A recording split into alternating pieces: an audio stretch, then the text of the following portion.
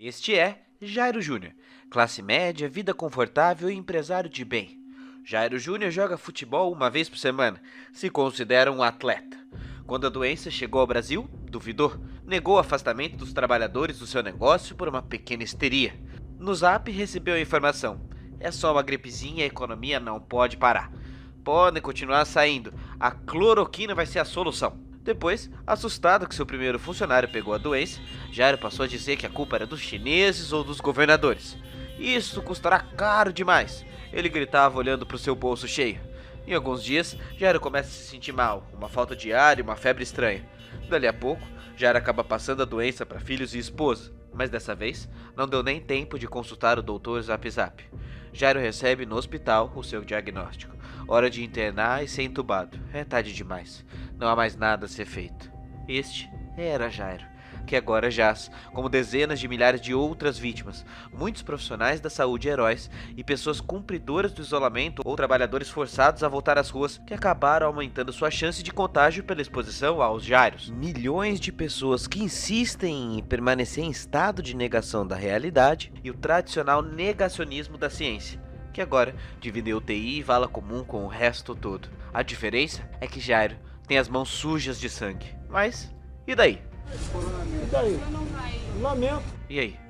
Nada suave, nada tranquilo, né? Tá muito difícil entender como que a essa altura do campeonato ainda tem gente negando o perigo que vivemos, não é? É bizarro, mas isso que tá acontecendo agora são os 5 estágios de negação da realidade. Um mecanismo de defesa que em assuntos políticos é tão comum de ser utilizado, que segue um padrão já estudado e analisado. Em 2013, durante um painel do 5º famoso IPCC, o painel de mudanças climáticas mundial, onde estudiosos dos problemas de aquecimento global participam, foi proposto um manual de comportamento daqueles que negavam a realidade do aquecimento global.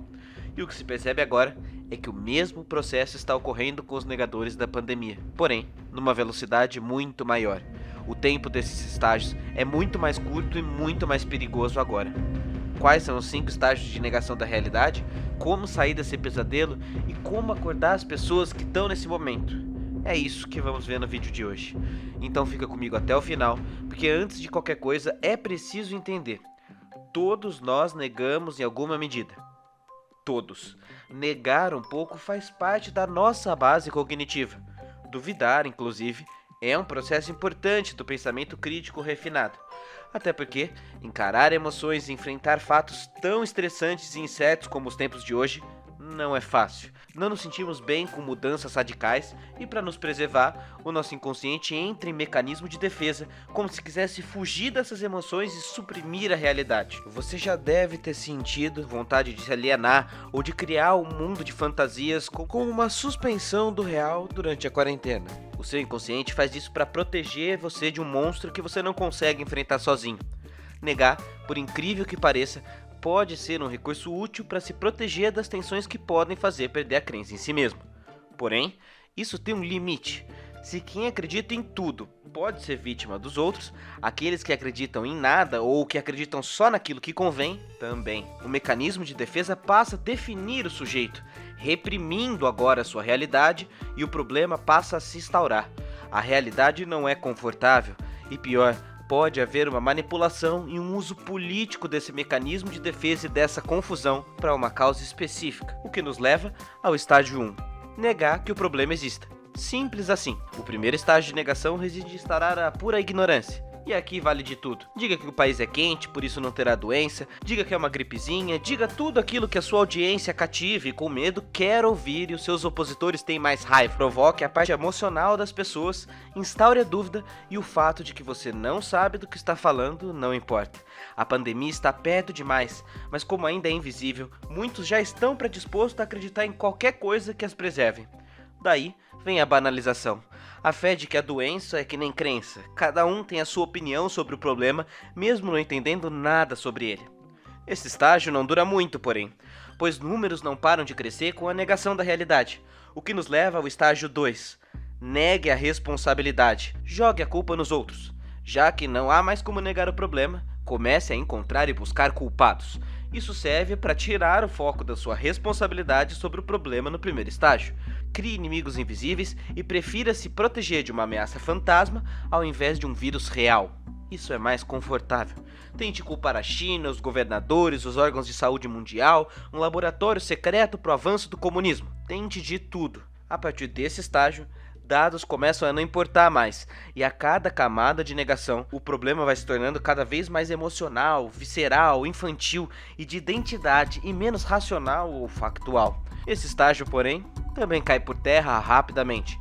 Culpar pessoas não diminui a curva da disseminação, e novas mentiras precisam ser inventadas. A ciência passa então a ser o alvo do negador e compõe a base do estágio 3 de negação da realidade. Subestime a ameaça, diminua o problema e iguale a doença com falsos comparativos. Nesse estágio, o sujeito tenta minimizar o problema, não só com o discurso, mas também na prática. Iguale estudos mundiais com opiniões do momento. Diga que exista separação de economia e preservação da vida. Diga que outros problemas também matam. Faça comparações falsas com países distantes da nossa realidade. Nesse estágio, pessoas estarão apavoradas por respostas fáceis. E a ciência leva tempo. Estudos de vacina levam tempo. E por isso, para a maior parte da população, foi nesse estágio que veio a realidade. A mentira simplesmente não colava mais. Foi então que há algumas semanas bateu o desespero e o pânico. Aquela corrida para comprar álcool gel até esgotar ou usar a máscara como uma salvadora da humanidade são sintomas para surgir a aceitação, mas mostra o nível de desinformação e o medo social que nos rondava há algum tempo. Muitos, porém, continuarão negando e gritando até o fim, o que nos leva ao estágio 4 e 5, bem mais severos e aqui sim, os problemas são sérios e geram vítimas. Fala de eu não sou governo, tá vendo? Estágio 4, passe a atacar todas as soluções de saúde dizendo: é caro demais resolver. Com a pandemia avançando, a ciência e os estudiosos passaram a propor soluções e caminhos eficientes a partir de modelos matemáticos, a partir de leituras socioeconômicas. Mas, como estão todos apavorados e não têm mais aptidão ou disposição para ouvir esse material, seja por falta de acesso ou de caráter, resta negar e atacar. Passaram a xingar os cientistas, pesquisadores, divulgadores do estudo e tudo passou a ser caro demais para resolver. Todo negacionista é igual. Nesse estágio, o cruel argumento de inversão é utilizado. Ao invés de perceber que a culpada pelo estrago econômico na pandemia é a pandemia, culpa-se o isolamento social como causador do problema. É como culpar a quimioterapia como causa-mortes de um tumor. Isso é muito cruel. A partir daqui, desvio de caráter, falta de informação ou sintomas mais severos não são mais distinguíveis. Não adianta mais dizer que em países de todos os lados, da direita conservadora em Israel, a República Socialista Comunista do Vietnã ou a social-democracia da Nova Zelândia, todos os que aplicaram a preservação da vida e soluções às vezes como lockdown e teste em massa se deram melhor, mas não adianta mais dizer. Nesse estágio, o sujeito já está bem engajado no seu erro. É questão de orgulho. Está no campo do irracional. A pessoa passa então a buscar justificativas para sua negação com soluções que já existem. Remédios que não funcionam, máscaras mal usadas, curas mágicas, descaso ou churrasquinho falso. O centro desse estágio é que a pessoa perde mais tempo criando novas narrativas mentirosas para sustentar sua negação do que aceitando qualquer proposta que afeta ou causa mudança nos privilégios de certa posição da vida. E adivinhe, continuar negando não vai ter resultado prático. O número de mortes vai disparar ainda assim, como foi em todos os países até agora, incluindo nós. Por isso, o estágio 5, o final é: bom, é tarde demais. Você quer que eu faça o quê? E daí? Lamento. Quer que faça o quê? Eu sou Messias, mas não faço milagre. Nesse estágio, reina a desumanidade. Nomes e vidas são apenas números. Vendo que não há mais como negar o problema, lava-se as mãos na bacia de sangue dos seus erros. Não sei se você notou, mas há uma certa teimosia quase infantil nos que insistem em negar a realidade. Aparentemente, em períodos de guerra, incerteza e dúvidas na nossa vida, amplificamos ou potencializamos alguns traços do nosso comportamento. E se para parte da população o senso de coletividade por necessidade parece aumentar, outros tantos tendem a retornar aos mecanismos de defesa primária infantil, ligados ao puro desejo, à emoção visceral descontrolada, e outros tantos vão tirar suas máscaras e mostrar o seu caráter. O ser humano não gosta de lidar com o contraditório e, por vezes, prefere criar uma nova crença falsa a cada dia do que mudar a si mesmo ou admitir que estava errado. O problema é que agora não se trata de uma escolha individual, mas de coletividade. A liberdade de negar a realidade está matando pessoas e não pode ser tolerada como mera opinião. Se aceitarmos isso passivamente, os sujeitos vão se aprofundar nos 5 estágios, vão ficar presos nesse loop. É preciso reagir com veemência para que haja cada vez menos Jairos. É preciso desativar afetos de ódio que circundam a nossa sociedade e propor um estágio a mais, o estágio 6, de aceitação e transformação da realidade. E para isso, é preciso mover ativamente um trabalho de ação. Você que não nega a realidade, o que vai fazer diferença agora são as soluções e os afetos propostos, e a história que vamos contar e como vamos fazer para nos entender os que ainda buscam pela realidade. Como assim?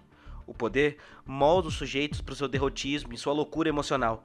Todos nós, todos contraímos o vírus da normalidade de Jair. Vamos adoecendo por dentro, perdendo força de transformação. Então, como convencer as pessoas que estudos, vidas ainda importam? É preciso também agir no campo da emoção. Trazer histórias reais, vida real para dentro das redes sociais, para dentro do Zap, para dentro do espaço virtual.